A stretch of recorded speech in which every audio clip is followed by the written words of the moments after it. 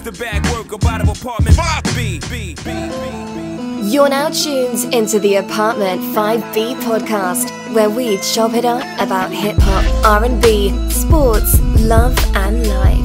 Hosted by Kill.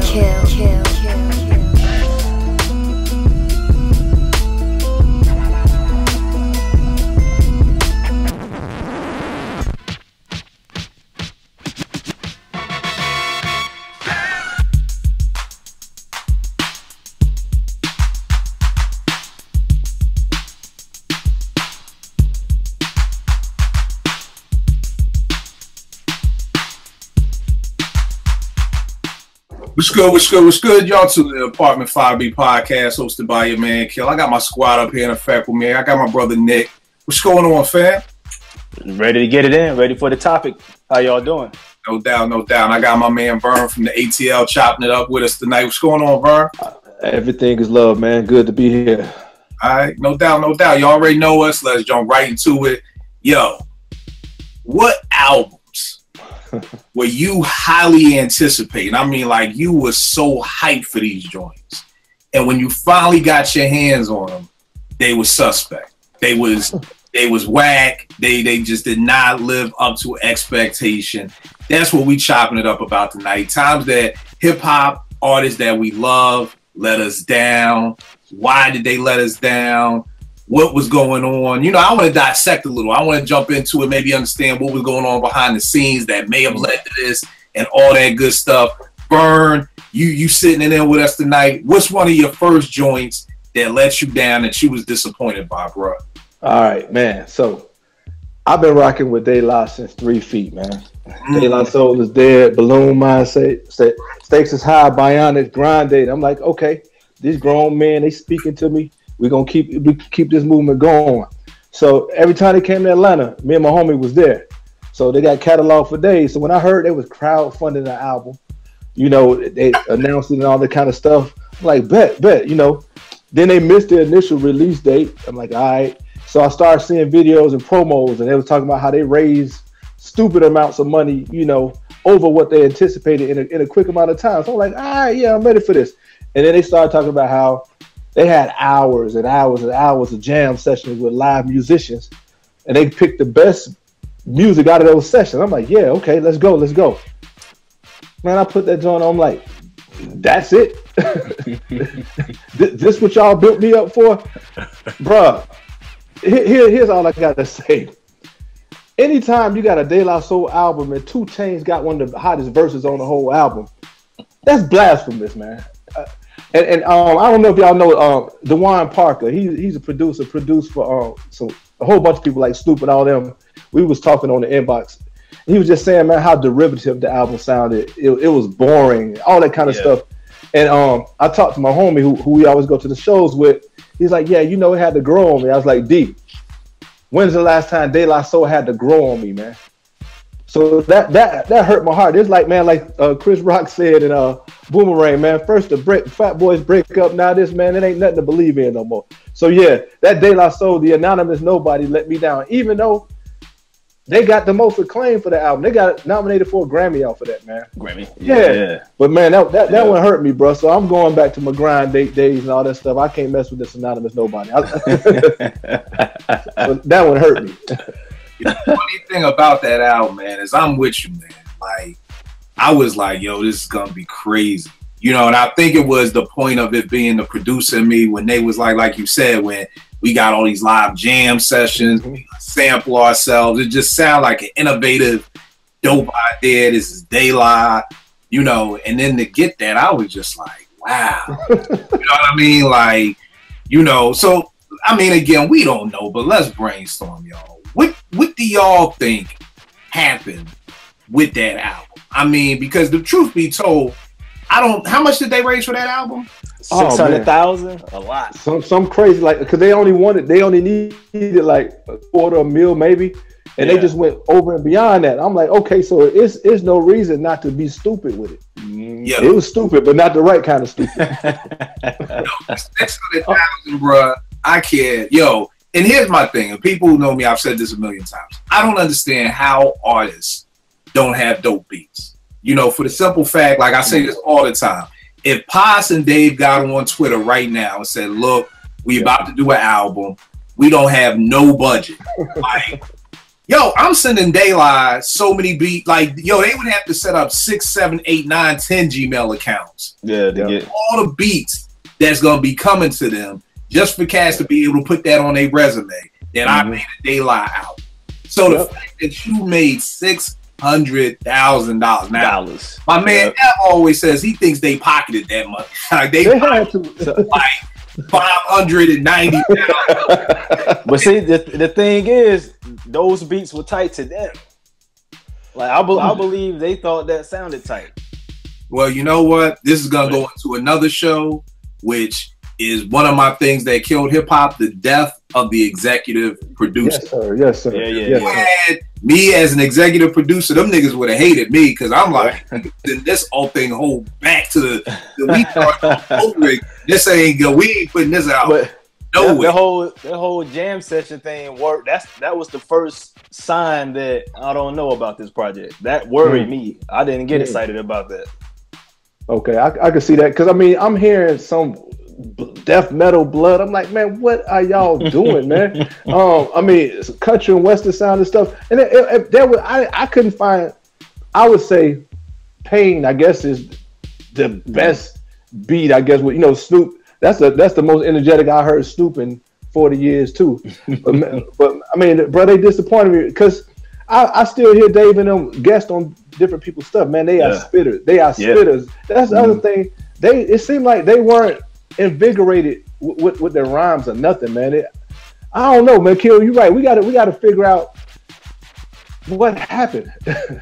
I mean, I think I mean, it could be out of touch that they don't get it. Like Nick said, maybe they thought those beats was dope to them. I just don't understand how your ear changes because they produced dope beats. So I don't understand how your ear would change. I don't know if it was one of those, we want to do some old Outkast type shit, do some different shit for once. We ain't got no label telling us what to do, so we gonna go do this. To be honest with that one, I don't know. And like you said, for it to be getting a Grammy, I think they just picked that out of a hat for a Grammy, to be honest with you. Because you know what? I think that was one of them, you get a gold watch. Right, lifetime achievement type thing. There you go. There you go. Because I mean, that don't even register on the De La Soul pantheon of anything. For real. Exactly. I feel you on that. Nick, which one you got, bro? Well, you already know where I'm going.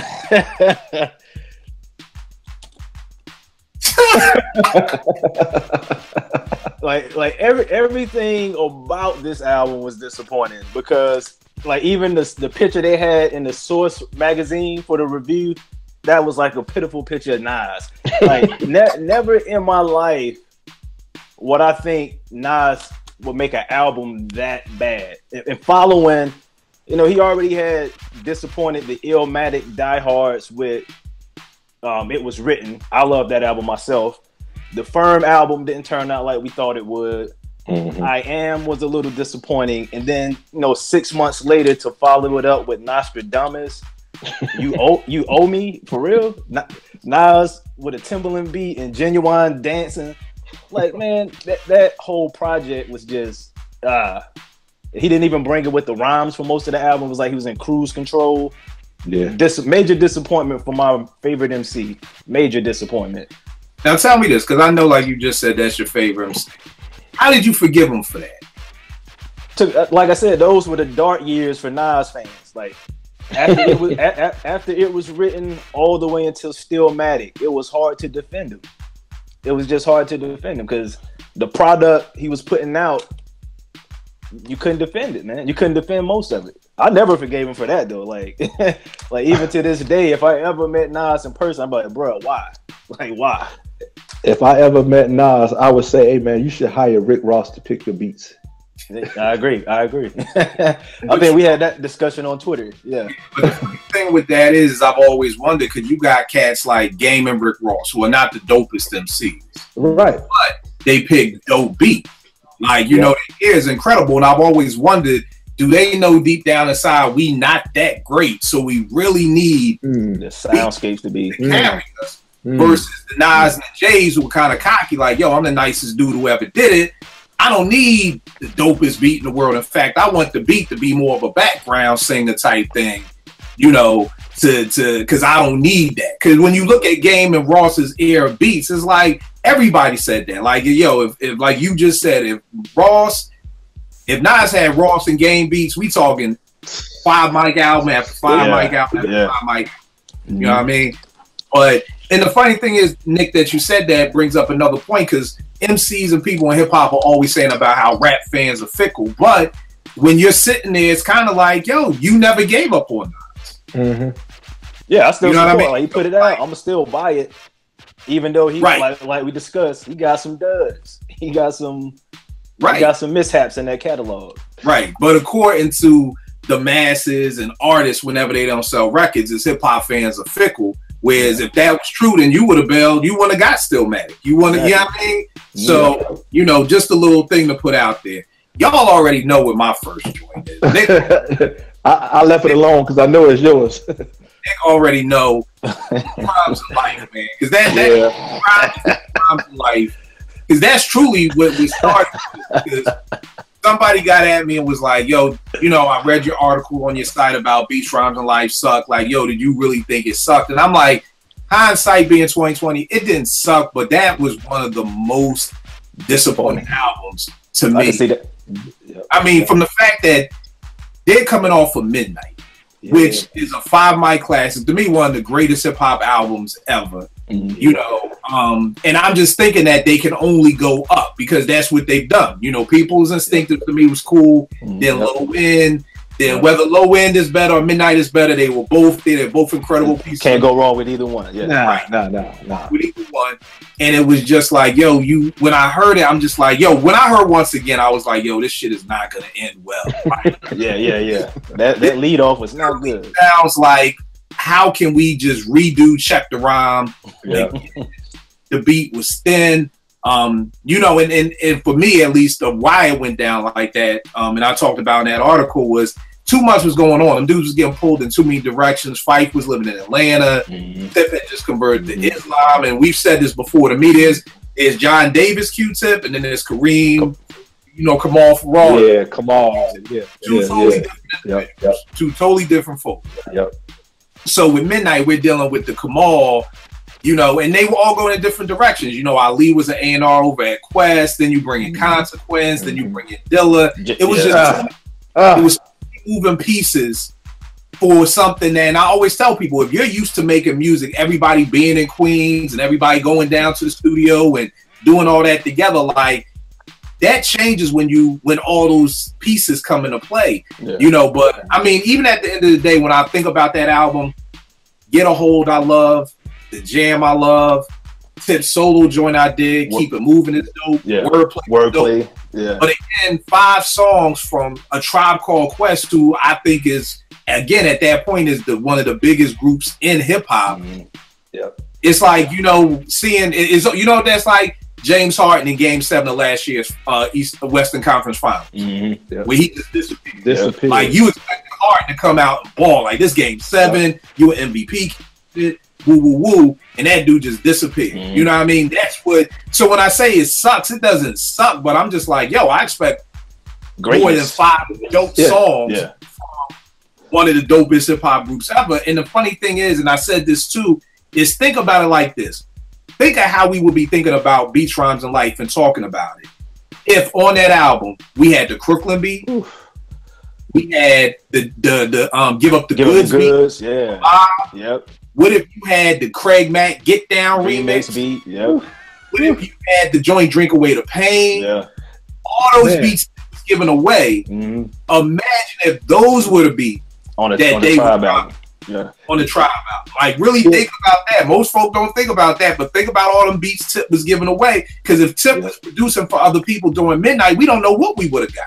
This is true. I mean, I listened to I went on iTunes yesterday, and it was like produced by Q-Tip, and they had pretty much every song that you just named.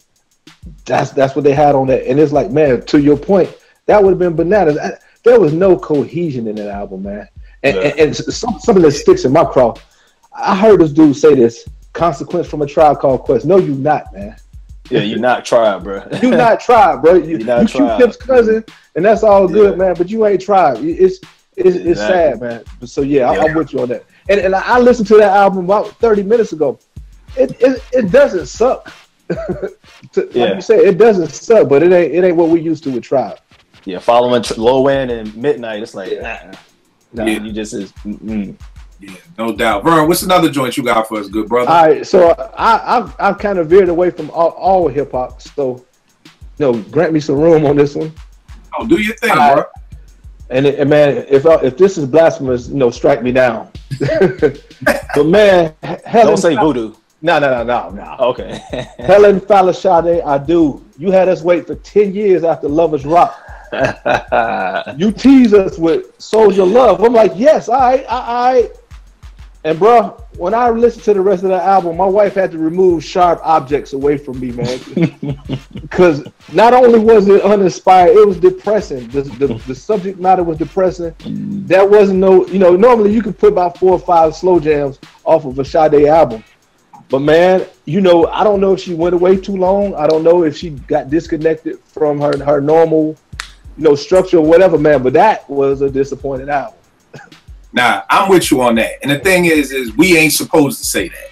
Yeah. Not supposed to say anything negative about Sade. Yeah. But yeah, bro. I mean, it was maybe 3 joints on it. Keep in mind, I always tell folk this: if that was not Sade, if that was anybody else, they would have been like, eh. But because it was Sade, and then it's almost like I was thinking, like, yo, that was the first time, to my recollection, that I could remember that they brought in somebody to remix a Sade joint when they brought in Pharrell for By My Side. See, that's a great point. I don't even remember the album. I bought it. Yeah, I ain't even know she had an album out. I don't even remember it. Yeah. This came out like 2010. 2010. No. Yeah. So I feel you on that. We got DJ Rec 1 in the place. Rec in the building. What up, Rec? What's going on, people? What's going on, fam? All right, man, everything good? Man, those Sackies. Yeah. All right, bro. What's one of your joints, man? What's one of them albums that you was hyped for but disappointed you in the long run, man? Oh, hold on. Let me put my beer down. All right. So I'm gonna go with the J joint, man. We talked about it, I think, a week before it came out, and I was the only one actually interested in hearing what it was gonna be on. Nah, man, I'm not. After about 10 more listens after the show we did, the 444 joint, it's 222. Mine is 222. It's 222. It's not, and it's not 22 twos at all. Like that was, I didn't do that on purpose. It's just it's just not there, man. And being out here, they talking about he's coming out here in November, whenever, and I'm like, y'all go ahead and spend y'all money. He told y'all don't be out here wilding with the money. The credit is better than what you're doing. You go ahead and listen to the man if you want to. But nah, man, I'm just not. After about 5, 6, 7 more listens, I'm just not feeling that album, man. I'm really not.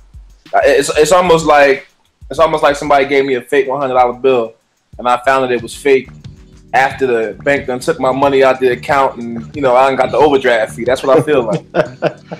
And the crazy thing about it, man, cats acting like Jay reinvented oxygen.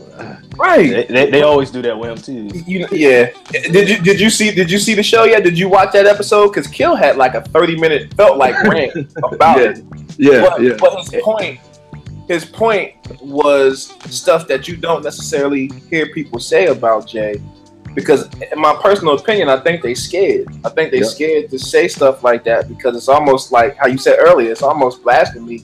How dare you not? How dare you say something bad about Jay, or how dare you, bring up a valid point that goes against what he says? Yeah. But yeah, man, that's my album Kill. I'm sorry, man. I apologize. 444. On late people time, man. Now the funny thing is the same thing. When it dropped, everybody was loving it. Oh my God, Kill, you don't love Marcy Me, and you don't love this. I'm like, cool. Like I was one of them. Cool. Like you heard what I said. The Dream didn't need to be on it. I mean, I'm like, it's a cool joint. I do like the story at OJ, but I can't hold you. I haven't played it. I told my man Jace this a while ago, I said I probably won't maybe ever go back to it. Like real talk, like ever. Like I knew about credit, you know. Like, so I didn't need his footnotes to kind of help. I need right? So I didn't need that reminder. So I mean, on some real, I don't ever see me really go. I mean, I may throw a story of an OJ on a mixtape somewhere. Right. Other than that, I can't really see me going back to that album. And like Bezo said, the album is so thin too. So no low end. No knock. Yeah, it's like that joint with what Marley is it? It's so many of them. Is it Damien? Yeah, Damian Marley. Like that's supposed to. He said there's so many of them. Rohan, is it? Steven, like 15 kids. Right, but like when that joint comes in, it's supposed to knock, and it's like nothing there. So I probably will never pop that joint in again. Nick, what you got up next, bro? Next up is.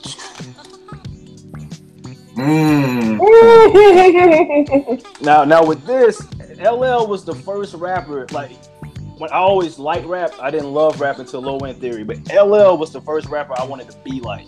And I was like 10 years old when I'm the Type of Guy. The video was out. And I remember seeing that video like, I want to be LL Cool J. Even though I know I'm the young guy, all the older cats didn't like Walking with a Panther. That video, I was like, I want to be LL Cool J. You know, Mama Said Knock You Out comes out. Classic. This album has 2 songs. That's it. Pink Cookies and Backseat. And the remix of Pink Cookies, not the album version. I like the album version. I like both, but the remix is the hottest one. The remix is the hottest one. So that's a big disappointment, especially. You didn't like Bucking Them Down? Nah. Bucking Them Down. Yeah. See, that's what I'm talking about. Onyx had cats acting up because even Run DMC shaved their head. Oh my goodness. What you gonna do and all that crap? Onyx had New York messed up. LL was doing all that hollering. So yeah, that was a bad look for LL. Nah, bad look. 14 shots to the dome was bad, man. Boy. But you know what? I will say this, and trying to figure it out. Maybe coming off of Mama Said, I think Mama Said was such a huge album because most folk didn't like Walking with the Panther. Right. You know what I mean? So it's almost like, you know what? Let me scrap Bobcat and all these others. Let me get with Marley. Yeah. You know, let's focus in. Let's get this, and then you get that, and then that same hunger and that same drive ain't there for the goal. Right. Marley did that one, right? 14 shots.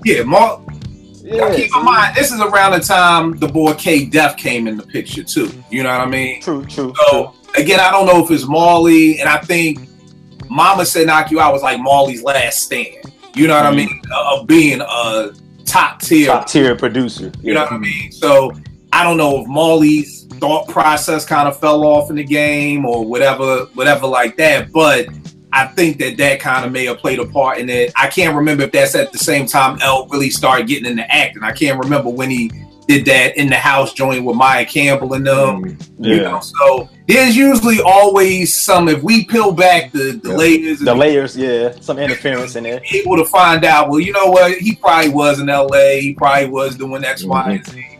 Yeah. And then coming off of Mama Said, you know, you think you have that oomph to still do it, but maybe not.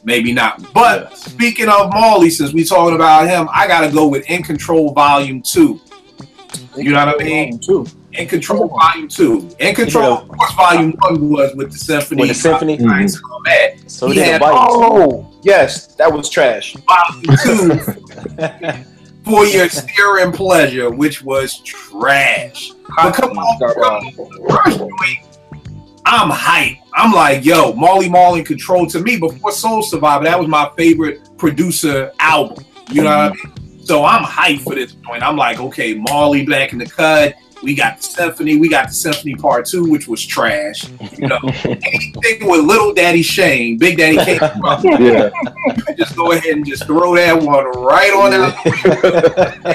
Little Daddy Shane. Let's get that thing right there. You know what I mean? it's almost like maybe In Control Volume 2 was mixed in with 14 Shots to the Dome because it was He said mixed in. I don't know, but you could you see Wreck was like, what the hell is Volume 2? Like nobody even remember it, man. It came out. I didn't remember it. Like it didn't even come out. But coming off of Volume 1, I was hyped as hell. Before I was a Primo dude, I was a Marley dude, so I'm hyped for this joint. And that joint crashed and burned quick, fast, in a hurry. So that's that. Wreck, what's another joint you got, bro? All right, so we doing just period, right? Because I did for the year. No. Period. All times. Oh, all right. Lady of Rage. Hip hop in 2017, but Lady of Rage. I got some 2017 joints though, but Lady of Rage, man, I expected that album to honestly like do something. And next thing you know, Dre's leaving, and it just everything went south. And that album, I don't even count Afro Puffs as a joint on there, man. Like that album did nothing. There was nothing on that album that even constituted them releasing it. I think they released it just to have something to release to shut her up because she had the label for so long with no release. Like, all right, yo, we got we're gonna go ahead and drop this off for you. That joint was trash, absolute trash, and I think that she deserved better than that because she's tough on the mic. Mm-hmm. But yeah, we want to talk about all time like disappointments that I'm 20 years, 20 years. I'm still upset about that. Yeah, because she never was able to recover. Yeah, I think it's one. We know her now as Baby D, and I mean that's funny, that's cool and all, but you know the kids don't know that she was nice on the mic, like real nice, and all you know her for is a fat chick who like cookies with cream in it. Crazy though, because I mean, yourself that just with Death Row falling apart, you know what I mean? I think it always happens when you have one producer who's trying to produce for a whole camp. You know, like with RZA, like no. Cause they had Daz. But Daz wasn't getting his just due. Yeah. There's stuff that Daz had to go back and sue them for. Exactly. To where they was like, oh shit, Daz produced that, and everybody else would be like, yeah, man. Give me 20 seconds real quick. Got you. I always hear this stuff about Daz being this incredible producer. I already know where you're gonna go. I know where you're gonna go. I don't. I'm curious. I know where he's gonna go. He's gonna be like, why they can't do it without Dre. Right, because I hear that. I always hear Daz, the Chronic, and Daz produced Doggy Style, and Daz produced all of this. But then when it's time for Daz to produce his own stuff, it's not on that level. So, I mean, I just never, like, when people will be like, yo, Scott Storch did such and such for Dre, I could believe it, because when I hear Scott Storch do his own stuff, it's dope. With Daz, I'm like, yo, it's just not adding up. It's almost like back in the day when Tribe used to say produced by Tribe Called Quest. I used to always think Ali did the beats. Me too. Me too. Where the DJ was the producer. Yeah. But once I started hearing Tip's solo production and hearing Ali's solo production, I put 2 and 2 together and was like, it ain't this nigga. It's that. Hey, Kill, you know what it's like? It's that cat that's busting. He got I'm gonna just pick some players. He got LeBron and he got Westbrook on the same team. So dude, you the third option. You should shine. But then he go get that big contract. Get his own squad. His own squad is like, where you at, bro? That's what I think. Perfect example of that. I used to call him Peter Pan, Steve Nash. I'm not that serious. Because when you play with that, when you play with Nash, he like sprinkles dust on you. Because if y'all remember, I forgot what years was. Tim Thomas got waived by the Bulls. They ain't even won them. He went out to Phoenix. That dude was looking like a superstar. He's dropping 20 a night. 3, all kinds of stuff. I was like, watch this fool fuck around and try to go sign another sign with the Clippers, and he went back to being bum ass Tim.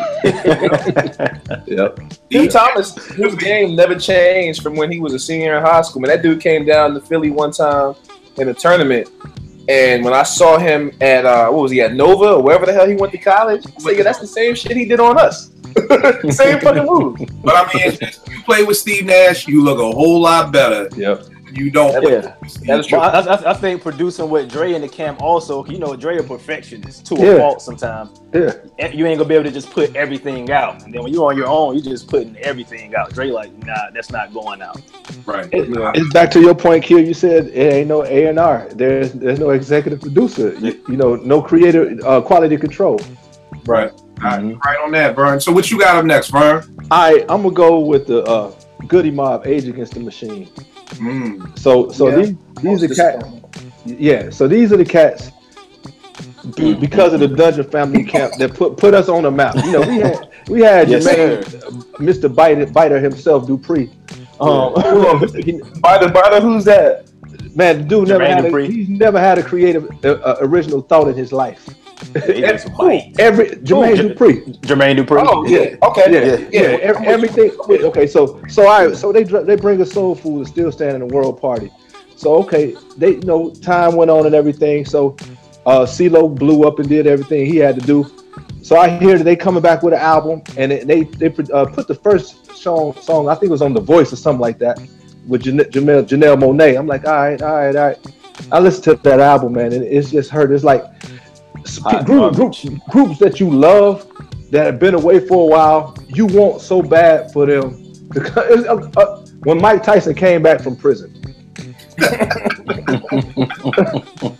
we want to see the one round knockout Mike, but he ain't here no more. That's how I felt about Goodie Mob. Now Timo and Cujo and Gibbs spit on some stuff, but I think by that time, man, CeeLo was so Hollywood, so Bruno Mars. Yeah. You know, so Niles Barkley. What was that song that I fell in love with a white girl? Yeah, that was a song on the album. It's called. Hold up, bro. You in my head? I wrote it down. I'm like, man, what are y'all doing? Where's this thing at? I gotta turn this fan off. That was a song on the album. Yeah, it's called Amy, my very first white girl. There we go. I'm like, man, these are the same cats. This Big Rube, you know. What are we doing here, man? And then they had that show on TBS for about 3 weeks. They were buffoons, man. I'm like, no, man, this ain't Dirty South. This ain't Black Ice. You know, so they let me down. And then to piggyback on that, I watched the Dungeon Family documentary, and I was like, yeah, Rico and them never got the due that they deserve. So they put out a little mixtape or whatever you want to. Yeah. I'm like, bro, the game to pass y'all by, man.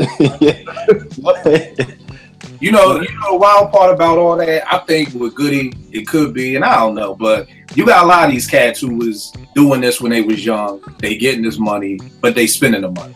You know what I mean? So then after a while, it's kind of like we just gotta put something out. Yeah. Our families to feed. You know, because we just graduated high school and went straight into this rap game. We really don't have the skill. I can fall back on. I can't be Timo or whoever from the Goodie Mob and be working at T-Mobile because then, then that look crazy while CeeLo over here doing Gnarls Barkley type thing. So you kind of just keep putting music out, but your skills may not be where they once were. But it's like with Mike Tyson, I got debts, I got baby mamas, I got stuff to pay. It's kind of like I gotta take this fight just for this money. I don't even want to fight no more. But it's all I know how to do. I know I'm not as nice as I used to be, but if these fools gonna put up X amount $1 million, I'm gonna have to do something. I think it's that, and then with the Dungeon Family, with the Organized Noise EP, I think the hard part is they ushered in such a sound, an original sound that people have now taken to another level. You know, like there would be no Justice League without Organized Noise. There wouldn't be a lot of producers who are able to blend live instrumentation and boom bap at the same token. And I just think, like you said, it's just like a little bit is y'all are out of touch, or it could be those dudes were so original that you're trying to come up with a new original style that just ain't meshing right now. You know what I mean? Because they were so ahead of their time with the stuff that they was doing. You know what I mean? But the other piece is that the stuff they was doing was dope though. You know? So it's like you were ahead of your time and it's dope, and now you're trying to be ahead of your time again. Because I mean that joint went nowhere. When word got the that they got it, I was online looking for it, scrambling, and I'm listening to it. I'm like, oh nah. Nah, y'all just got some dusted off some beats from '99. I don't know if they did. Like I've seen a lot of times. I'd rather you dust off the old joints. Yeah. Right. Loop up something. Play me something that Cash was supposed to spit on the second album that they turned. I'd almost rather that than the new music that you put out. You know what I mean? So, but nah, I definitely feel you on that. Nick, which one you got, bro? Oh, right where he was at. Like that Goodie Mob album though, I consider that like CeeLo and Friends. That was like to the forefront, and they, for real. Like all the time, it was like CeeLo was in the front. Mm-hmm. But I went another Goodie Mob album. I went World Party. World Party, yeah, I agree. Really? And I'm gonna tell you World why. Party was. It's not a bad That's album. the joint where I get rich to this. That's pretty much it. Yeah. Now, following Soul Food and Still Standing, which are just great albums. Like Soul Food is my favorite Dungeon Family album. Like Outkast is my favorite group from the Dungeon Family, but Soul Food to me is the best album. Good point. World Party was like a blatant attempt at crossing over. I don't know whose idea was it, but they had like joints with like TLC, and they were trying to make radio hits instead of just being Goodie Mob. Yeah.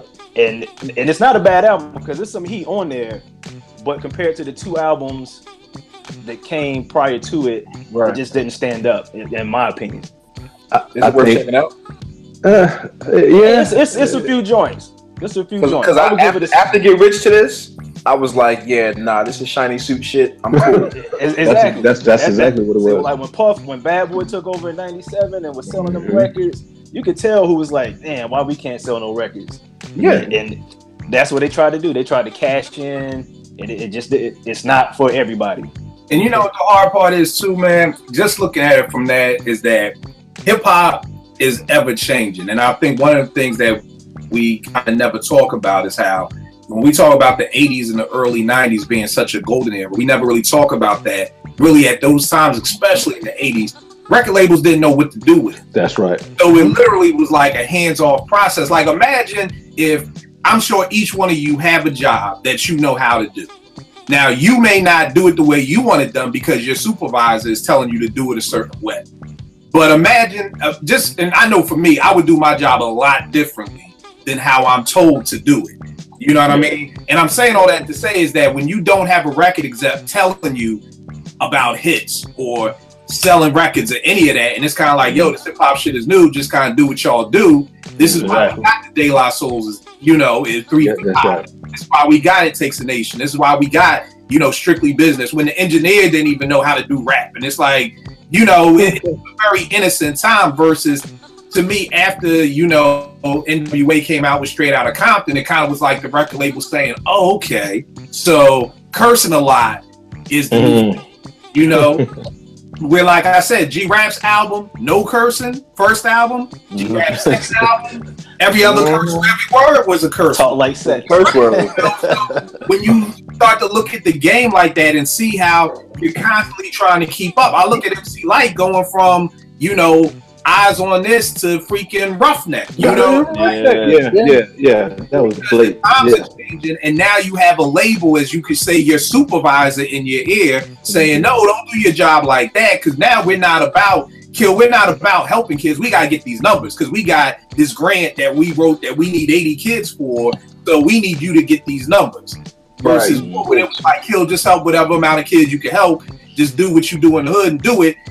You get under, the more money comes in, the more parameters get put on your job, and you're not always able to do it the way that you want it to do. If you want a call center, it's like you got to get 100 calls a day. It's like, well, I'm not really being a good customer service rep because we don't care about that. We just want these numbers. Numbers. That's what happened, I think, with the record industry is that after a certain point, it just kind of was like, Goodie Mob may have been on that cover like, yo, man, fuck this shit. But at the end of the day, we under contract. I'm not trying to get sued. I'm not trying to owe this. They probably already never recouped from the last album, so we already know the label. Yeah, we know how Arrested did.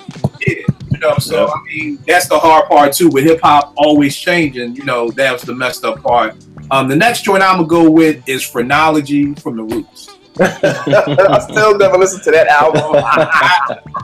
What's on there? What's on there? That's the Break You Off is on. Okay. Star is on there. Brockwich is on there. The thing about this, for me personally, Roots and Tribe Called Quest have followed a very linear path, in my opinion, for me at least. I wasn't a big fan of Do You Want More. I wasn't a big fan of, People's Instinctive. They were good albums, but I weren't fans. Now, when Low End came out and Illadelph came out, it was like, these are my niggas now. And then when Things Fall Apart came out and Midnight came out, I was like, these dudes is really, this is it, And then when Beach Rhymes and Life came out, Phrenology came out, it was like, it was like Titanic. And I remember being so hyped for this.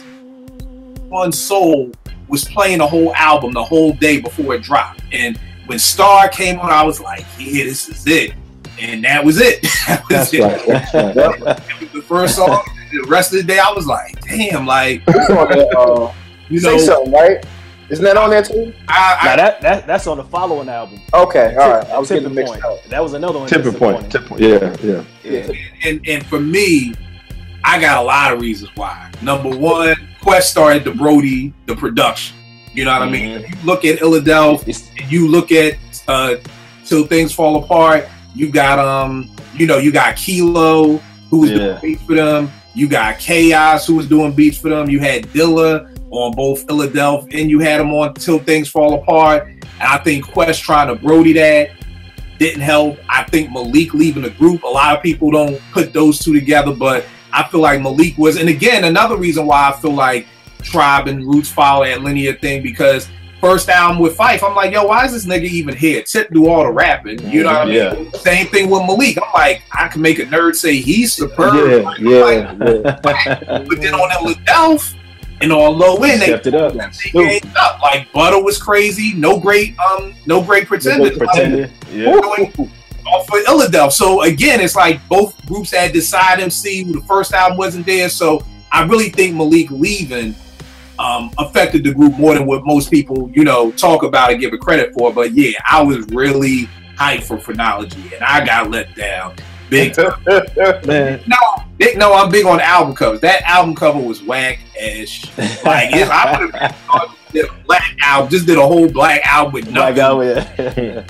Just nothing, but that album cover was whack. And then again, following the Tribe Called Quest, telling y'all, man, I'm preaching better than y'all saying that. I hear you.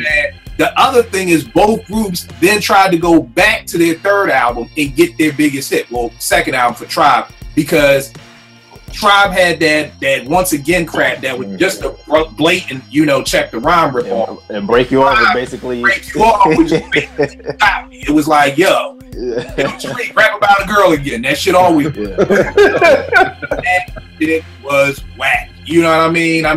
Read through the liner notes that they had to go through 50 different singers to end up with music. Music so tough.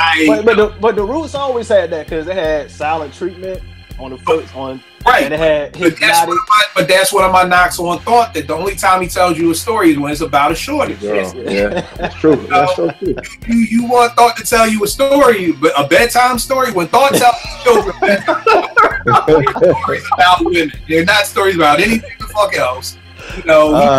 Random stories. They're good stories, but they're random as hell. But you want Thought to tell you a story, it's gonna be about a short, because he got that thing in the pocket and break. And here's the wild part: it's sacrilegious to say this. I like the music version better than the D'Angelo version. See, it was funny. I never heard the D'Angelo. There's a D'Angelo version. Yeah, I'll inbox you, because they went through like 50 different singers. I think Gerald Levert was one of them. Like, Lord, coming to break you off. I'll break you off. Like, Quest doesn't tell you who the singers are, but he kind of tries to give hints on who the singers are that they had to go through. So I'll inbox you the D'Angelo version. Yeah, I'm gonna hear that. But shit, he was on it. But and the sad part is his music was better than the video. It was just bad. It was a bad album. It was a bad look. For like Kevin Hart said, my family didn't look good as a unit. It just wasn't. I guess because I'm 45 years old, the older you get, the less you care about all that stuff. But I don't have a problem with saying that music came better than D'Angelo or some of the stuff we're naming. It is what it is, man. I got a lot of unpopular views or opinions about hip hop that you and I have talked in the inbox. Like, bro, well, we ain't on that subject today, so I'm gonna leave it alone. You was about to say something, Nick? No, I want to know what y'all talking about. Oh, man. We connected on unpopular hip hop opinions. You know me, I just be in the middle of the day, like, you know what? Fuck it. Like, you know, fuck up everybody's day, you know. What you got on tap, man? Oh man, the Rude Awakening, Go Brothers. Oh yeah. That's one of mine, bro.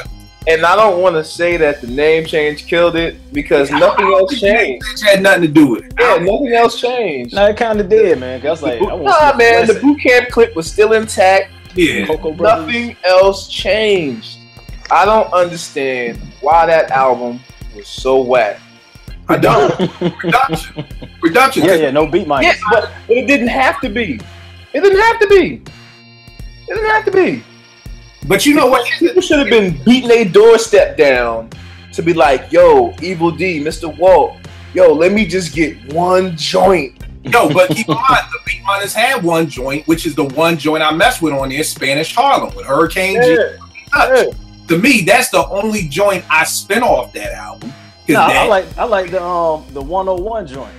I spin one-on-one. Most of the time, I don't count one-on-one because that was off the Soul in the Whole soundtrack. Yeah, that was like a mixtape joint, and they picked up heat, and they was like, okay. But I mean, Kill, you just said it. If the hottest joint got Angie Martinez on it, it's a problem. I mean, here's the thing. Now on this is easy. I don't know whatever happened, but obviously the Beat Miners and them had a falling out. They never talked about it. I seen them on the Drink Champs, and they won't really go into it. But that's obviously it, because another one, speaking on Rude Awakening, that was one of mine, that Boot Camp album. For the people. For the people. Same thing. I was so hyped for that. I was like, yo, this is gonna be like Heads Ain't Ready and Session at right. Part 8, and it was like that. Them niggas everything but that. You know what I mean? And again, timing. I don't know if it was all the whole sampling clearance thing, because at a point in time, I understand as an artist, you start to try to cut corners. You know what I mean? Maybe, you know, God forbid, I've been in this situation where you've been laid off and you got to try to cut corners. You got to cut the cable back. And you got to cut this back. And I think for a lot of MCs, they were looking at it like, yo, 50,000 for executive producer. Fuck that. I'll pick my own beat. I say, you know, we paid 150,000 for samples. Oh, fuck the samples. I'm gonna be like Swiss and play my own keyboard. Like, cats started trying to cut corners, but the music suffered from people trying to cut corners and save money here and there, not understanding that if you want to make good music, you gonna have to pay for these samples. That's part of the game. You know, it's almost like the dude trying to cut out cut out your connect and trying to go over their heads. Like, just fall back. You know what I mean? Like, but cats be taking so much. Cats take so much of the publishing, it almost make it not worth doing the sample. It's like, if you're gonna take, I want 80% of the publishing. Right. So they ain't even gonna eat off of it. Why I'm a sample? I mean, I get that, but then the part is that you gotta understand also, I don't know how to play no fucking keyboard. Right. So that's cool. That's cool. I'll have to try and do it another way. But that's my keyboard right there. Trying to myself. Yeah, like that's the thing. If all of a sudden it was like, yo, I ain't gonna sample no more, I'm gonna let y'all know my beats are gonna be whack, because I have no. My mom's a jazz musician, but that musical gene was not passed on to me. And trust me, I see cats in they little liner notes like, oh, piano played by Pete Rock. Nigga was not at the piano looking like motherfucking Ahmad Jamal. That nigga was touching some stop, repeat, and record, and that nigga was not at the piano just going at like, no, like, stop it. So I think that's what was happening a lot during that time doing hip hop. It was like, and that's why Swiss is so paid, because all those big hits that Swiss had wasn't no sample. So when he was popping during that time, it was like, oh, Swiss, I could do it. No, you can't. No, you can't. I mean, you can't. Like, but to your point before, like you said, if they just put on Twitter, hey, we need some beats. Groups like that, you don't think they could go find somebody that could play some instruments? I mean, you could, but keeping in mind, just at that time, of course, yeah, you didn't have. true.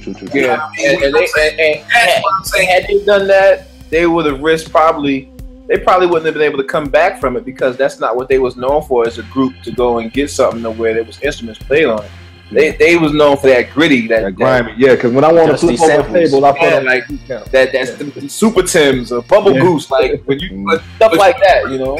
Is why I always said with Organized, they were always the dopest to mix the two, in my opinion. Yeah, because Organized could give you that. I always said, "Do you want more?" was like the ass to me, and not as far as the content, but just as far as like the drumming, the live drumming. I could hear this was live with Southern Playalistic and ATL, and I never got that. It always still sounded like a sample. Even if it wasn't a sample. Yeah. So they could have done that, but again, if you're trying to cut corners, because this is what happened. Because it's in this book. I always want to shout the dude out, Brian Coleman. Check the Technique, Volume 2, great book. They were talking about the Shining in Here, and when if y'all remember, they did the remix to Recognize, and it uses the Grover Washington, Just the Two of Us. Yep. And Paul and Evil D was like, nah. Like, we from that boom bat digging the crates. Like, I'm not just looping up just the two of us. Like, so what happened was Still did it. So Still did Recognize. He did the remix. And to be honest, I love that remix. I think it's dope. So what probably happened from Still? He probably was like, I can do this shit myself. I can do most. You know what I mean? And that's what happened. It probably was like, Evil was like, do that shit. Or look at it like this, looping up the Barry White joint before I got you open. You know what I mean? And that's probably Black Moon's biggest hit ever. So if I'm Buckshot, I'm looking like, well, I could do that shit. And again, most people can't. Outkast and few people I know not producers who not going to be dope producers. Right. Not to cut you off, but I just got a Twitter notification. Chip Fu just like one of my comments when we were talking about the Fushnikis. Chip Fu said what now? He liked one of my comments. What'd you say? I said they were trash, but he was fired. I just saw that. Pretty much. Cause I don't know who blackmail. Chip Fu was one of the main reasons I got down with the Fushnikis. Period. Yeah. Mark Fu must have had some blackmail photos on somebody, bro. That was the light skinned one, right? Nah, Chip Fu was the dark skin. No, I'm talking about Mark. I'm talking about Yo, Pop. bro, I don't even know the other nigga. The light skin was garbage. I never liked the light skinned dude. Whoever. That's what I'm talking about. That's what I'm talking about. He was horrible. But that's all four of us, we grew up in the same neighborhood. We want to rap, but man, you don't really care, Rob. Man, let's kill, man. Bring them in. So who blackmail photo did Prize have on the Fugees, bro? For real. Oh my god.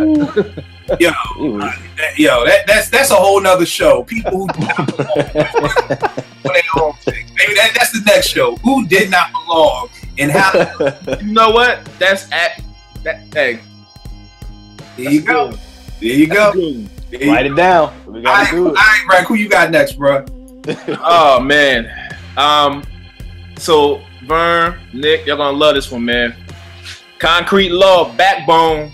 I love that dude. That 5 deuce 4 tray. Yeah. I still play that to this day. If I'm early in my club sets, that thing come on, it hits. It's nice. And he kills it. Yeah. Concrete Law was terrible. Yeah. Concrete I don't know what happened. Terrible. He got me amped up for something that I thought I was going to hear. And that was Organized Noise too. Yeah, but it was like they did those beats, a lot of them. No, but I'm an Organized Noise fan, man. I love Organized Noise. 20-second timeout. Who are we talking about? Exactly. 2001, man. 2001. You know the person's name. Who are y'all talking about? Backbone, man. He got a joint called 5 deuce 4 tray. If you ever in Atlanta, you gonna hear it. It's just a classic Atlanta record. And what was the name of the album that you saw? It's called Concrete Law. All right. It's a classic Atlanta record, but it's Organized Noise, so it's you're gonna be when you hear it, you're gonna be like, oh, this joint is nice. But when you hear the rest of the album, it's straight womp womp. I mean, after you hear probably track 3 or 4, you might just not listen to any more of it. And that's what I did. I didn't listen to no more of it. And Nick, you said Organized did this whole album? Yes, they did most of album. it. Yeah. It was garbage, man.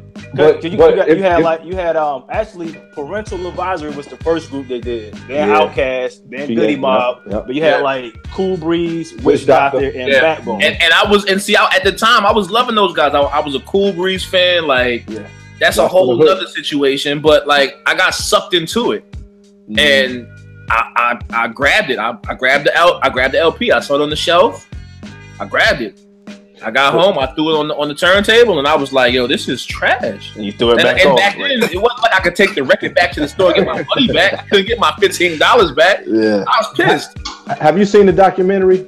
I watched it. I watched it twice. Yeah. And I think, I love Goodie Mob, man. But no, what I'm Goodie saying, Mob, Organized Noise. I love them dudes. They spoke on that though, because Rico said they took all that money, and Ray was the only one that was still really working. You know, Sleepy was out.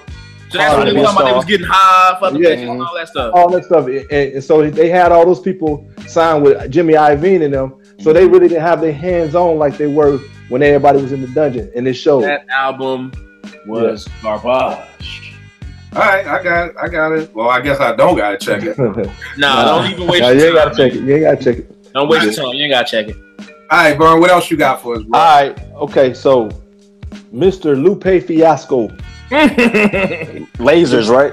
Yeah, I was. You can pick that one or you can pick the Cool to me, because you didn't like the Cool. You didn't like? I like the Cool. It's I think again when you set me up, correct. Because the Food and Liquor album, man. Yeah. Dude was yes. I mean the double entendres. My favorite Lupe Fiasco song of all time is "Just Might Be Okay."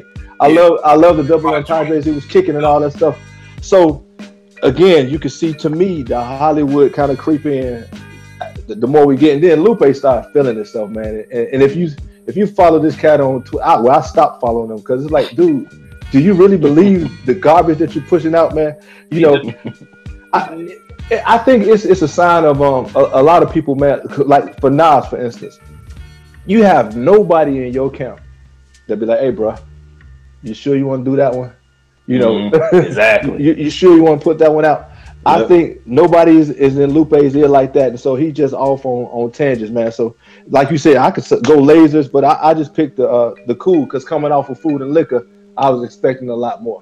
I get you. Yeah. All right, no doubt, Nick. What you got next, man?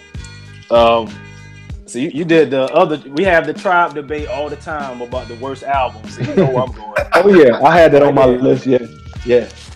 This joint right here, for it to be the final album. Which one's that one? The Love Movement. This joint was so uninspired, bro. Like when I heard "Find a Way," I was actually excited. Like, oh, that's like classic Tribe. The beat banging. So excited. Tip and Fife got the back and forth chemistry. The rest of that album, bro, it's like, caca. Oh, all right, man. We got out. What? All right. Like Q-Tip sounded like he was kind of like he mailed his rhyme. The rhymes. And you know, Fife was already on the decline after Midnight Marauders. Like he busted his load on low end. He said he was on the decline already. He was like slowly going down. Like he was talking about Benji like elbow macaroni on beats, rhymes, and like he just got worse on the Love Movement. It's just like decline. You know the funny thing is, I'm looking at this now. So I like Started Up. I don't like that. That's the one that that happy ass beat. No, I don't even know what the hell that because it started like and then the beat come in and I don't like that. All right, I like Find a Way. I like The Booty. I like that one. I like Stepping It Up. I don't like that. That's what Red and Red and Bus. I don't like that. I like It Like That. That one was cool. I like Common Ground. That's the one with the kazoo sound and shit. Nah. Kill, you like that album, Kill? Kill like that album. No. I mean, no. If I gotta pick this or Beats, Rhymes, Life, I'm going with this. Well, shoot. I mean, I like Pen and a Pad, and I like The Love, and I like that last posse cut, Rock Y'all.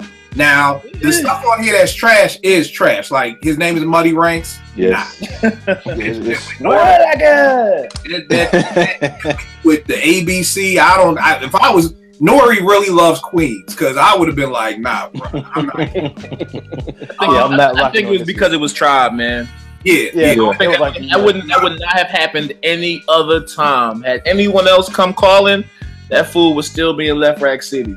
Yeah, I really think the same way where we're like, you can't go wrong with either Low End or Midnight. I'm like, you can go wrong with either Beachfront or like, bad. Yeah, as far as the bad. Oh, Play me the scenario remix and then get out my face. Yeah.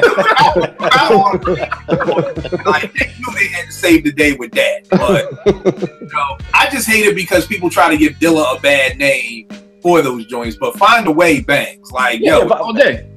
Yeah, like, so I don't think it was there. But even for Dilla though, those aren't like his top beats. Like if I'm like, what's my favorite Dilla beat? Find a Way might be the only one from that album that I'm a list. All right, now I feel you. I'm gonna give a couple because I it's a lot of stuff that let me down throughout the years. Can I do one more? One more. 99 was a bad year because you had Nas, right? With I Am and Nostradamus. Yeah. And then my boy right here. Pull that back some. Trust me, bro. Popularity? Oh, that was on there, bro. Yo, my homeboy did some beats on that album. Let me tell you this. You don't need to print no more. You need that's something. Put it this way. Unless I did Sneakers, because the only song I liked was the Pete Rock joint on there, Sneakers. Sneakers, yep. I wouldn't even claim that. I wouldn't even put that on my profile. I'd be going to everybody's house like, you got a I can't even say the fucking thing. A mobilarity. Yeah. I'd be trying to get out your liner notes to scratch my name. Oh, like, damn. I'd be like trying to go to each anybody who got it. But I'm sorry, Nick. Go ahead on that. No. I just had to mention that because that was like 99 at the end of the year as well. Cause like Nostradamus and that album came out like maybe in the same month. So you talking about heartbreak? Like, geez. Like, god damn. We gonna end 99 like this? You wasn't singing You a Big Girl Now, man? You wasn't singing? She a big girl, man. Clarity joint, man. Only built for Cuban links. You're coming off of one of the greatest pop albums ever. And if anybody could ever say production plays a huge part, it's just that is the case right there, bro. I mean, outside Sneakers, like that's the only thing that even remotely sounded or felt, and even to me, Sneakers didn't even feel like Only Built for Cuban Links. That was like the only dope beat to me. But yeah. And see, the sad thing is, he made us wait. You waited 4 years for that. Yep. You waited like Gangstar made you wait 4 years for Moment of Truth, and you like it was worth the wait. You waited 4 years for that. It's like, bruh, come on. Yeah. And the funny thing is, everybody forgave Raekwon, and it goes back to when it's almost, I forgot what album it was on. Maybe it was There's a Dark Side when Red says something like, "You always want to sell out, then you want to use the underground to come back." What was it? And it's like, is it hardcore niggas that rap? Yeah, but it's like after you put that brick up, then you want to hit us with this Only Built for Cuban Links too, or this great clientele too. Like every time that they drop the ball and they fuck up, then they want to try and hit us with we coming back with the AZ Do or Die part 2. Like, with the real. Yeah, just go part 2. Just do it. Because they did the Blackout part 2 and it had nothing. It was nowhere near Blackout 1. They like a nigga messing with a girl's emotion. Like they always mess with her. Like, I'm gonna call it Stillmatic, and they'll think it's Illmatic, and then they'll take it back. Like it's like you always gotta come. Oh, this the blueprint too. Like this is gonna be, and they never. Only Built for Cuban Links 2 was a very dope album. To me, if they would have shaved some off, it could have been a 5-mic album because there's some bangers. Yeah, there's some heat on there. Yeah. You had like 24, 25 songs. Much. It's a crew effect. We was talking about that the other day with the crew joint. They had 25 songs on there, 11 skits. You don't need the skits. Trim some of the skits. But you know what happened? You got a good album. But for you, what happened once that CD came out and it was like, we can get 80 minutes. 80 minutes? Yeah. It was like, yo, we want to use all 80. So we just going to put 13. Put everything. We put intros, outros, We ain't leaving nothing on the cutting board. And that was one of the things that messed it up. Some of the joints I got The Truth by Beanie Sigel, his first debut album. Yeah, wasn't that great. I gotta go back, Kill. I honestly never really took that in. Yeah, don't take it in. It's not that great. The follow-up. The reason was better, but all right. The only thing The Truth had on it was the one song, The Truth. Like, yeah, The Truth. The Kanye joint. The Kanye joint. Other than that, like all the hype of Beans and the stuff from him on the Roots and the stuff from the joint that was on the Belly soundtrack. Yeah, the show joints, the joints from not the show, but the soundtrack joint. Yeah. It was like, yo, I'm waiting for this. I got it. It was a dud. Memphis Bleak, I know it was better. Yeah, true facts. Another joint, I know a lot of people swear by it, but it just never did it for me. The Beastie Boys, Paul Boutique. You know what I mean? Yeah, you said that before.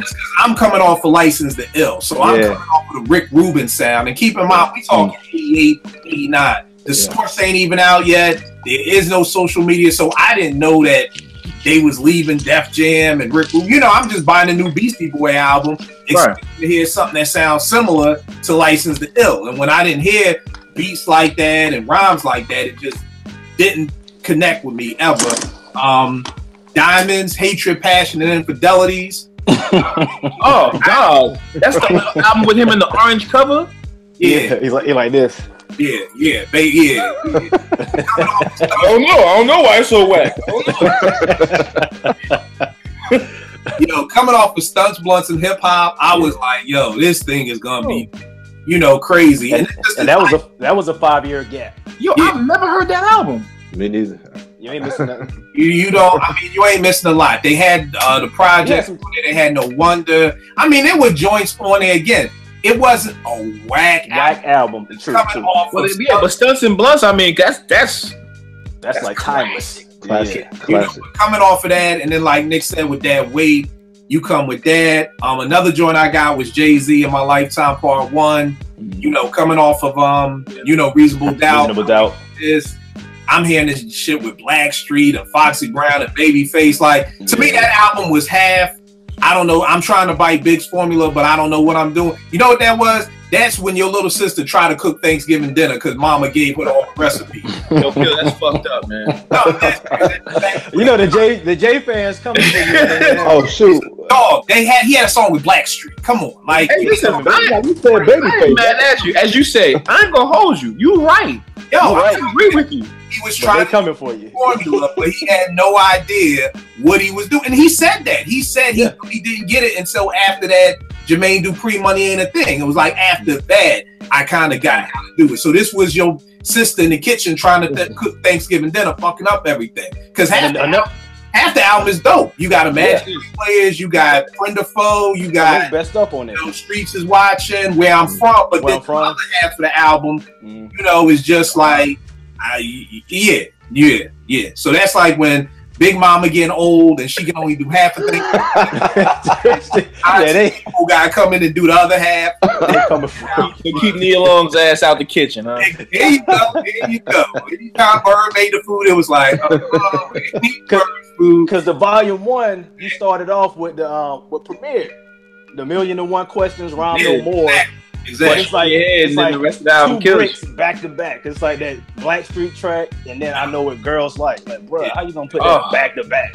It was back to back. I know a lot of people I was talking to Vegas. He preferred this. I wasn't a big fan of Pooh Bah's 2000. You know what I mean? It wasn't bad. I liked it. I like it more. It's too long. I like it more than the first one. Yeah, and see, I like Real to Real. I'm just figuring out a lot of people didn't like that. I like Real to Real. I wasn't feeling Helter Skelter's second album. I don't forgot the name of it. They had a second album? Magnum Force. I don't forgot the name of it. I didn't know what it was called. I got my notes. I just got Helter Skelter second. I don't even know. It's trash. There's a lot of people. Live instrumentation playing. It was. A lot of people's second albums will make this list. I got the Black Moon second album. Black Sheep. Oh yeah. God. I don't even count it as a second album. That shit was so bad. And Black Moon too. They took a 9-year gap. No, again, I get it. I like the album, but I feel you that it wasn't the follow up of what we was expecting. But that 9-year gap definitely wasn't helping. This is gonna sound crazy, but this was a very dope album. for people who didn't hear it, Kid and Play's second album. I'm not saying the second album was dope. I'm saying the first album was dope, but the second one was whack. You know what I mean? Most people who never heard Kid and Play will probably be like, Kid and Play, yo, Do This My Way and Getting Funky. And yeah, man. Kid and Play had some bangers. Like Herbie Lovebug was. They had the Air Max Jones on. Remember the Air Maxes? See, man, cats get revisionist history, man. We know good and well. Back in 87, 88, 89, we was grooving to that stuff. All day. All day. I always tell cats, this is how you know some good old fashioned hip hop. They got the Jordan 3s on. I can remember looking at the back of this album cover. They got the Benz, they got the Volvo, they got the Five Girls. This was a dope album cover right here. You know, this is back in the day when a Volvo was hot. You know what I mean? Well, bringing up Kid and Play, you know, Kid was the dude. Don't even talk about it. I heard. That broke. You got Don't Get a Day for that shit too. I missed it. I've been off the radar. What happened? What's the fat dude? Fat Fedora? Jason Whitlock. Jason Whitlock. He had like a Colin Kaepernick. That was Kid. That was Kid. Oh man. You got Don't Get a Day for that one.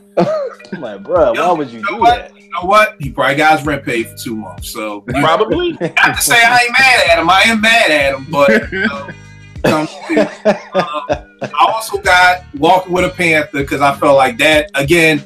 I felt like that was L doing what Jay tried to do because every other song was a slow jam, and I'm like, yo, like you got dropping them, which I love, and then you coming back with the One Kiss Goodnight. I don't even know what that shit was.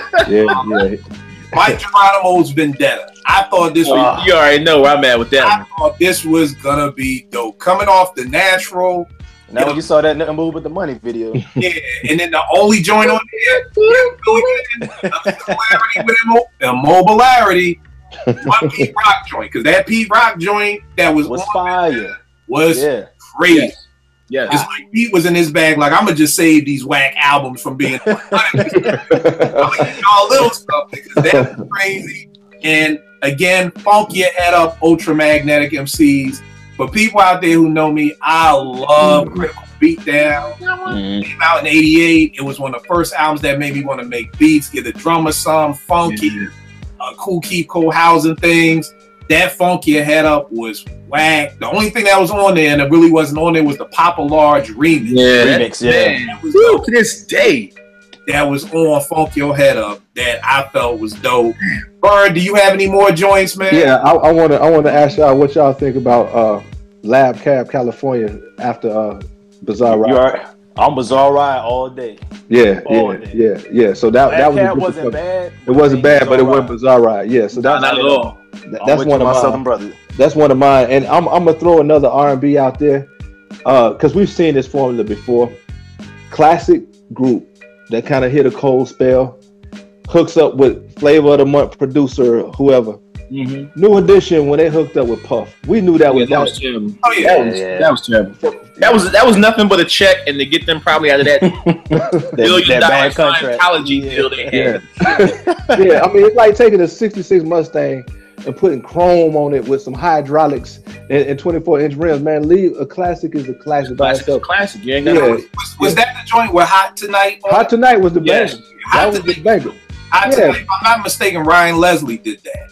Ryan, that was what that sounds like that. Sure. But I think at the time, but it was supposed to look kind of dope, you know, because it was Bad Boy bringing a New Edition. But all of them together.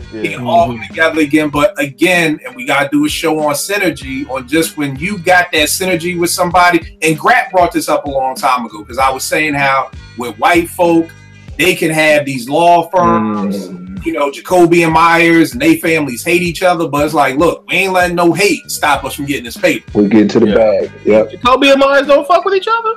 I mean, I don't fucking know. Rolling Stones, Keith Richards and them hate each other. They gonna get out there and kill it. Yep. Why did they kill drop all the Jews? With black folk, it's like, oh, I don't like you, you don't like me. Okay, that's dead. And Grant brought it up, and he was saying that this is no offense to white folk. I'm not going there. This is just an opinion. He was saying that he believes that black people are a lot of times more relationship. Like, you know, that it's hard for us to do business with somebody. Yeah. Like if, you know, as maybe with some white folk, they're just like, I don't this care money. about business. We gonna get this money. You know, money. So, all that to say, I forgot where I was at. This what happens when you get 43. I was saying what Vern was saying about Bad Boy. That's kind of like it looks dope to get with this producer, but where you just need to stand still. So like, why Genuine? I know him and Timbaland had a little riff, but ever since Genuine left Timbaland, I haven't heard a Genuine album. For real. And it's like singing the shit. Right. Yeah. You've got these groups, Pete and CL. CL ain't got with the Heat Makers. Dope producers, but it just didn't fit. No. Whereas I don't get it, where it's just like, dog, Pete send CL 50 beats. CL, you pick 12. There you rap, send it back. Rinse, repeat. But and then what happens is by the time these groups get back together, now we don't care no more. We don't care no more. Yeah. EPMD. That's the problem. Yeah. Even Brand Nubians. By the time that Return came out, it was like, okay, you got me in my ear because Primo did a joint for you. But at the end of the day, not too many people can name too many songs off that Return album. Because you waited too long. We had two brand new albums, and two Puma solo albums. So by that time, it's like we don't even care no more. Like I think Main Source did a show in New York. It was like, the main. Yeah, they did. Union. I don't give a fuck. Like, DJs never had nothing to the group any damn way. For real. They was hyping him up. I'm like, all the beats. Like, what the hell? That's the same thing. I think Eric B and Rakim just reunited. I'm like, who cares? Like, but it was 100 motherfuckers on the stage. But just to see Eric B behind the turntables, I'm not getting no different show than if I just would have seen Rakim. Spitting the raps. I don't care about that. Maybe if it was 1993, I would have cared, but in 2017, who cares, man? My bad, Vern. You had any more joints, man? No, that's it. But you brought up. No, I'm good. No. What you was about to say, big? Now you was talking about perfect marriages, and this is for my man Nick. What's my man? Music Soul Nick. Brandy and Rodney Jerkins should always do albums together. Yep. Bro, that Full Moon album is stupid. I still listen to it like every other month or so. But when you mess up that marriage and try to do other things, it don't work for either one of them. So you just made me think of that when you were talking a little bit earlier. That's it. That's a show too, because just off the top of my head, Rich Harrison and A. Marie, those two, you can't break that up. They make dope music together. And if A. Marie want to get my attention, you don't need no shorter skirt. Rich Harrison behind the boards. Yep. Produced by Rich. I think they used to mess around. Now she married. And we ain't got to be in the same studio. Like, this is what I don't get with technology. We don't even have to tour. Let's just get this money. You know what I mean? We could do 2 separate tour buses. Like, whatever. We could do an Outcast and you got the whole bus and I got the Righteous bus. I got the you got the weed and the strippers and Drake crystal ball. I don't know, but you don't have to do that. So, but that's another show because I never. To be honest, the only person I've known off the top who's done it and was successful with it was Aaliyah. Because Aaliyah leaving R. Kelly, who was one of the biggest R&B producers, I mean, still is to this day, to go with 2 Unknowns with Timbaland and Missy. But she was the only one who I could say went from a great producer to a no-name producer. And did great things. Most of the time, Janet left Jimmy Jam and Terry Lewis. I already knew, Jermaine Dupri, what the hell? That album should have never happened. You put that all the way around. That should have never lost the girl and gave her a dud. Yep. But like you said, that's a whole nother show. Nick, you got any more, man? Yeah. Artifacts album 2. I know a lot of people didn't like it. I didn't care for it too much. I didn't like it. Rashcast album 2. I never even heard it. Me neither. It's a lot of album 2s though. The follow-ups, it's like they just didn't bring it. So Artifacts album 2, Rashcast album 2. Yeah, I can't call Rashcast. Damn, this is why I was talking to Portia the other day, and I was telling her, she was like, "What's the topic?" I'm like, "Don't worry about it. I have one by Friday." I done came up with 3 topics just from this show, man. Like, Rapper just had whack production. Razzcast is like at the top of the list. Like, and nigga, you look that up in the dictionary, it's a picture of Razzcast. Looking like this, like I don't know how to say just like that. I don't know how to pick beats. I don't know how to. Those MCs that be like, "Yo, I don't give a fuck. Just try around, move anything." Yeah. Cannabis. Yeah.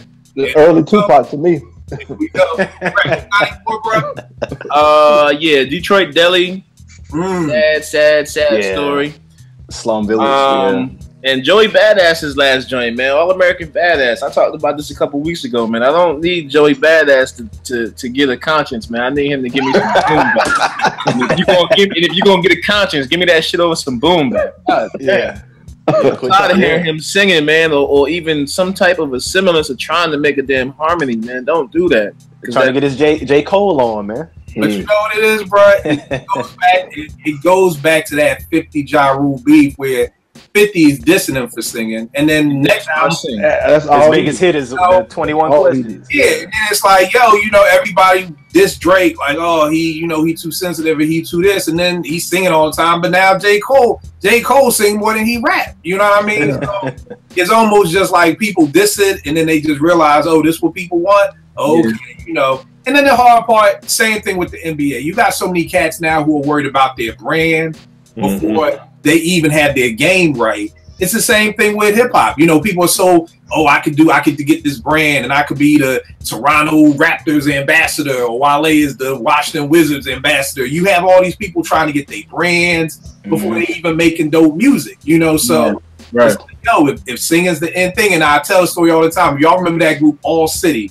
Valentine. Not the big dude, but like the smaller one. They came through the radio station when the actual first drop. And it's funny because dude was like, yo, I sing.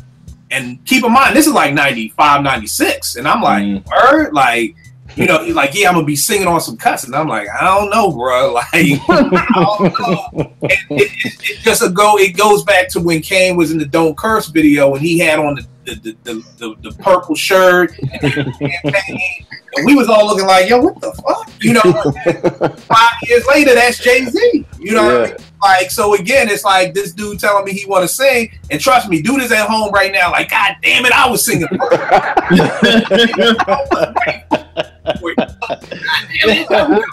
supposed to be me up there on Saturday Night Live, not Drake, So I don't know if it's the time. It is the time. A lot of stuff is just about time. And I went to a hip hop show when MOP jacked me for that beat, and Big Sugar was singing.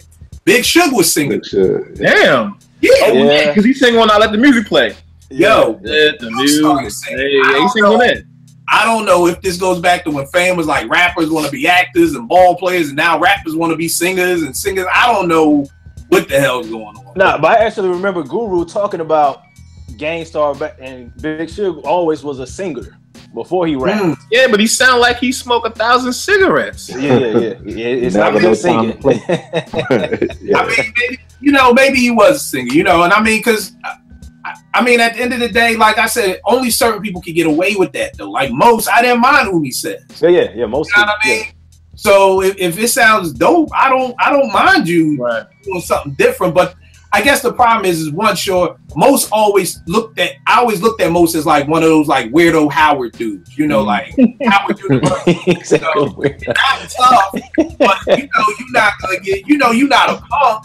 So with Big Suge, he a big nigga. Like I'm looking at you like, imagine if a Q Dog, the biggest came out somebody standing on the yard, you'd be like, you expect the Kappa dude to do something like that, not the big. So I think it also goes with your persona. Like, let's say Havoc always wanted to sing. Do we really want Havoc singing on the next Murder music? Like, nah. Like, dog, you have to do a Guru and just go solo and do your jazz stuff over here. Yeah. Like, you're gonna be like, yo, this is Havoc. This is not Mobb Deep. This is, I'm gonna call it HAV. That's my R&B name. And I'll come back over here to be Havoc again. I don't mind you living out your dreams, but when you try to mess your dreams in. That's why I love Gangstar, because it was like, yo, we tired of this jazz shit. Like, if you want to do that, go over there with that shit, And then okay, when you buying a Jasmine Taz, I'm not expecting to hear Massive. I'm not your ears are ready for what you want to get. If you brought Jasmine Taz, you knew you probably get one premiere beat, and the rest of that shit, you ain't know what it was gonna be. But it was dope though. The first two. The first two was dope. After that other stuff, he lost me.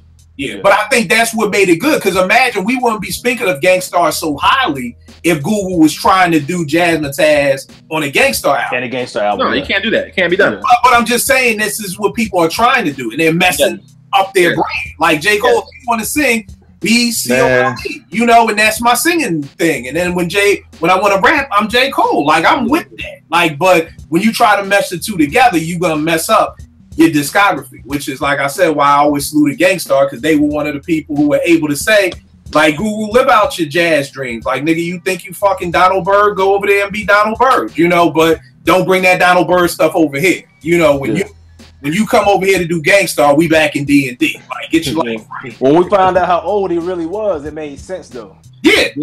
I just didn't know. I didn't know. Yeah, at the time, I was like, I found out this nigga was like almost 50 when he died. I was like, damn, this nigga was almost older than Chuck D. he was 53, 54 when he died. Wow. Yeah. So I was like, damn. It's crazy. Now, here's the thing. Any pleasant surprises that y'all had no expectations for? Not saying it was dope, not saying it's 5 mics, but it was just a pleasant surprise. I got nothing. I had to search hard. I got a couple, and one of them might be controversial. All right, so I'm going to acknowledge that Good Kid, Mad City, Kendrick had the goods, but I just wasn't losing my mind over it. Like my brother, I'm like, dude, okay, he's good. But when I heard To Pimp a Butterfly, I'm like, yeah, okay, I'm rocking with this. And I think for me, it was the musicality of it. You know, with Terrence Martin and Kamasi and them, they killed it. And then my baby Layla Hathaway was on 2 or 3 joints. You know, I'm a stand for her. But so To Pimp a Butterfly was a pleasant surprise for me. And I was about to, and I might get hit with bricks today. I was about to put Damn on my disappointment album. Disappointment list. I was just about to ask you what you feel about it. and you know, I had to talk to 2 of my best friends who I respect musically. And I went back and listened to it today. I was like, you know what? It's cool. But coming off of To Pimp a Butterfly, which is my favorite as well. Yeah, it's like, whoa, this is a total spin-off from it, but it's a pretty good album. It's just not that. So I would say To Pimp a Butterfly is one that I got on a pleasant surprise, and I got 1.5 more. I'm a tribe head, but they let me down so many times. Then Q-Tip makes Amplified. I'm like, man, what is you doing, homie? so I buy the Renaissance. This is going back to niggas who want to sing. Yeah. I buy the Renaissance. At first, when I listen to it, I'm like, man, this is a dope album. It's one of my favorite albums now, you know, because I had to really take it for what it was and take all the expectations, Kill. You talk about take all the expectations out and let it be what it is. So those are 2 of my pleasant surprises. And the third one, I hired my daughter to drive me around this summer, and SZA grew on me. I like her. That's the chick from TDE. That album, that's a good album. So those are my 3 pleasant surprises. All right. It's funny about the Kendrick thing. I was talking with my young boy about him, and I'm like, the hard part with Kendrick and what I like about him is that he gives you something different every time. So it's so hard, you know, to kind of pencil him in. You kind of just got to come with an open mind with him. Like, you got to have a Men in Black moment with him, like To Pimp a Butterfly, because they wanted Good Kid, Mad City, you know, but that's not where he was, you know, and, you know, then people were ready for Good Kid, Mad City, and then he kind of came with Damn, you know what I mean? Isn't it? So it's like he's really making albums that kind of like stand alone. I've been in discussions with people say, well, you know, Gangstar never really changed, because you could put Mass Appeal on Moment of Truth and put, you know, this one on that album. And I mean, you know, it's like Guru said on Moment of Truth. We keep it, it's the same shit. We kind of do a little small changes, but nothing major. Yeah, you know, they got a formula. And again, there's nothing wrong with that they do that formula, because you kind of know what to expect. But then when you get an artist like Kendrick, and we're used to knowing what we can expect from artists, Kendrick kind of throws us off, because you can't put something from To Pimp a Butterfly on Good Kid, Mad City, and you can't put nothing from Good Kid, Mad City on Damn. Like, they're not interchangeable like that. You know, so I think that's just something you gotta give Kendrick that run for. Rec, you got any pleasant surprises, anything? Yeah, man, it's funny. He said To Pimp a Butterfly because Good Kid, Mad City was a surprise. I didn't know it was coming out. I had heard the stuff before that, and then my homeboy just like threw it to me, was like, yo, that Kendrick is out. And I'm like, who? So I took it home, and by the next day, I was just like, I probably haven't stopped playing it in, what's it been out, 5 years? Yeah. It's one of my all-time favorite albums. So it was a total surprise to me because I didn't know it was coming out. I didn't know anything. It just dropped, for me at least, and my homeboy just handed it off to me. So that was a surprise for me. Another surprise was Sid from the internet. Oh yeah. Yo, I like this chick, man. People watching that don't know about it, don't take the package for what it's worth. Right, that's true. The box. Because if you look at her, you're gonna be like, the fuck is Rec talking about?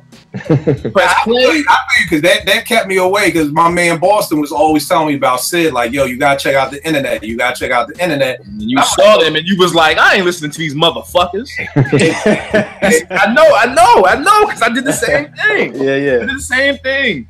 Nah, man, between all my traveling back and forth between Houston and San Antonio, I had to change it up. I couldn't just keep listening to Gangstar and the same shit. So I said, you know what? I got this free title shit. I'm gonna listen to it. Yo. Yeah. They nice, man. Yeah. They nice. They got some joints, man. They got some joints.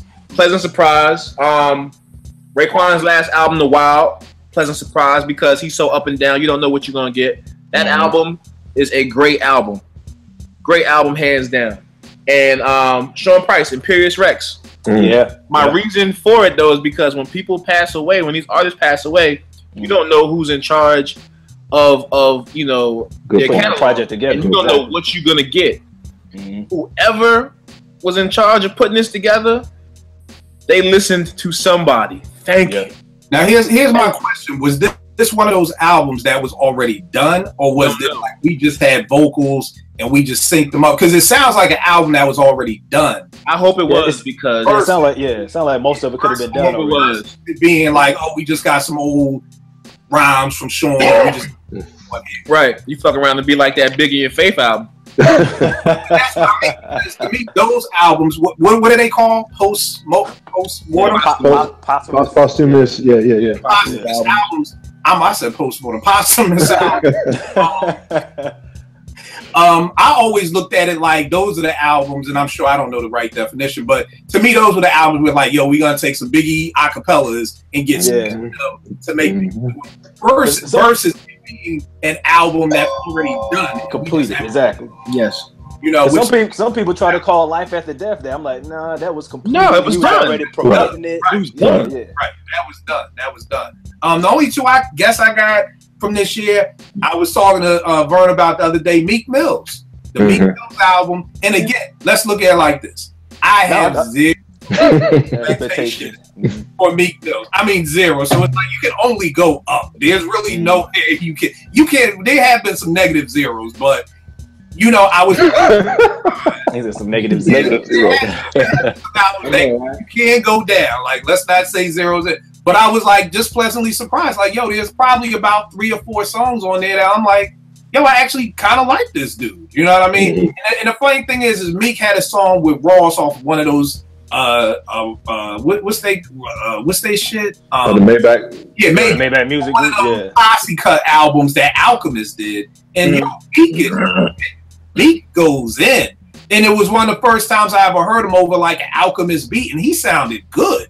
You know, so yo, this dude says something like, Ross gonna play the quarterback. I'm gonna run this quarterback fast, try to intercept the nigga like a cornerback, kidnap a nigga daughter, take it all, you know, make him a couple mil to get his daughter back, take the dirty money, clean it all up at the laundromat. Like, yo, this dude was spitting, and it's off an Alchemist beat. It just goes back to what I'm always like, MCs who I think I don't like, when I hear them over the right beat. You know, they got it. They got it in there. Yeah. Like now it's like I can see why Raw signed you, because all this time I'm like, he hype, but damn, you know, was like the biggest dude in the game when he was signing me, you know, and I'm just like, I don't see what you saw, but you know, and then the second one is Dave East joint, you know, like I really didn't expect nothing from Dave East, you know, but to me he's one of them dudes who kind of combines the old to the new. Like he can spit, you know, if you give him a boom bap beat, he got a joint on the album. It's kind of salty though, because it say featuring Nas, but it's just Nas doing the intro and outro. But like, you know,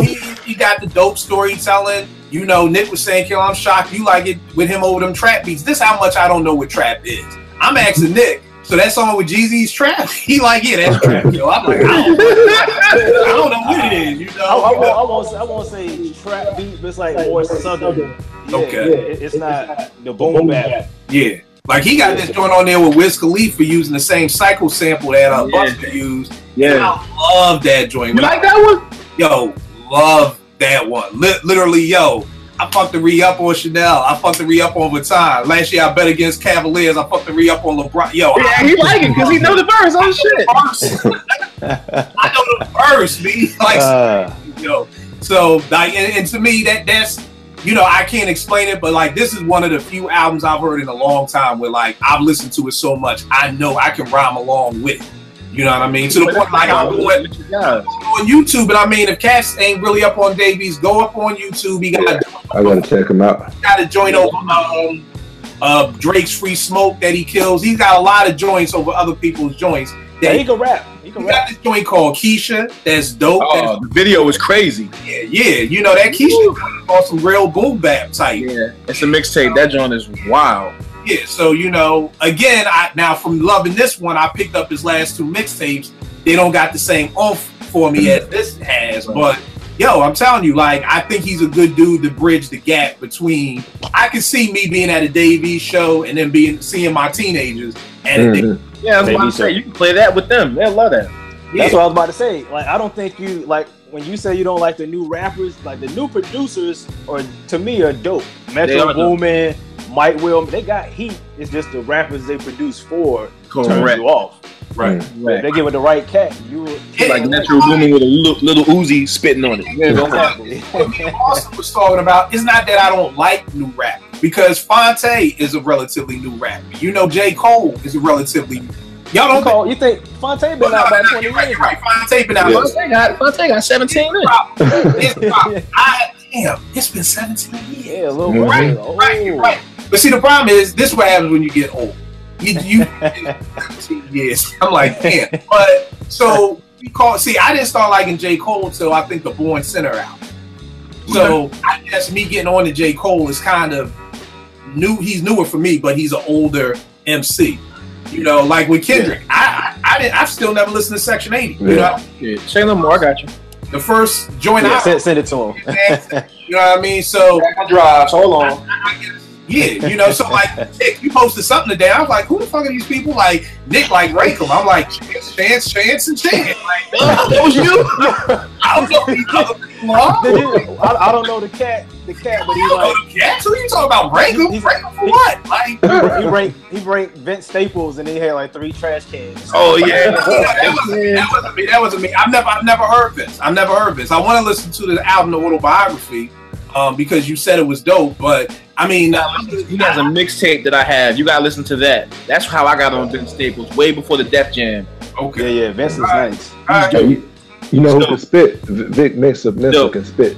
He can spit, but I didn't like that album. Yeah, I heard him. I just heard it on the freestyle. I was like, dude, if you do that all the time, he's crazy. But this goes back. His mixtapes are dope, Kill. This goes back to the executive producer, because then there's a fall off if you can spit like this, but then your album ain't great. Like that those two things don't equal up. You know what I mean? Like if you hear somebody who's spitting on the radio and they killing it, and then you hear their album and it ain't killing it too, there's a he on Rock Nation though. He got No ID and Jay-Z in his corner. So what happened? Dog. Well, here's the thing, bro. Here's the big thing. I've never really been a big fan of No ID albums. I was just about to say. Since he became an executive, I haven't been a fan of none of that Big Sean shit. I wasn't a fan of that Common album about Chicago, Nobody's Smiling. I was going to say, that was some of my disappointments. Common had like 2 or 3. Yeah. I didn't UMC. I didn't even bring up Electric Circus. So, yeah. But I think that's the thing. So even though you got No ID and Jay, I don't know if Jay's a dope executive producer. Like it's like with Phil Jackson. Just because you're a great coach, don't mean you're a great GM.